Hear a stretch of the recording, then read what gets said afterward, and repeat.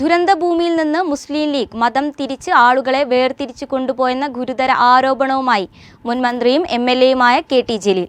CPIM Meenangadi panchayat കമ്മിറ്റിയുടെ നേതൃത്വത്തിൽ മീനങ്ങാടി ഗ്രാമപഞ്ചായത്ത് UDF ഭരണസമിതിക്കെതിരെയുള്ള ബഹുജന കൂട്ടായ്മ ഉദ്ഘാടനം ചെയ്യുകയായിരുന്നു KT ജലീൽ. അതിനെയും UDF-ഉം ലീഗും ഉപയോഗപ്പെടുത്താൻ ശ്രമിച്ചത് എങ്ങനെയാണ്?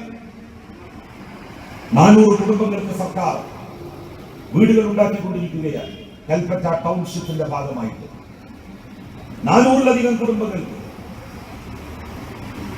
ഈ ദുരന്ത ഭൂമിയിൽ നിന്ന് മതം തിരിച്ച ആളുകളെ വിളിച്ചുകൊണ്ടുപോയില്ലേ മുസ്ലിം ലീഗ്?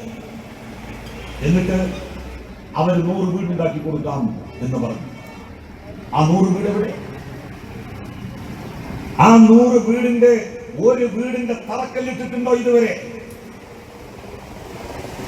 എന്താ അവർ പറഞ്ഞത്?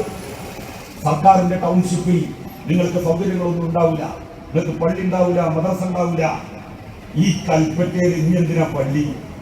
അത്ര കണ്ട് പള്ളികൾ ഇവിടെ ഇല്ലേ?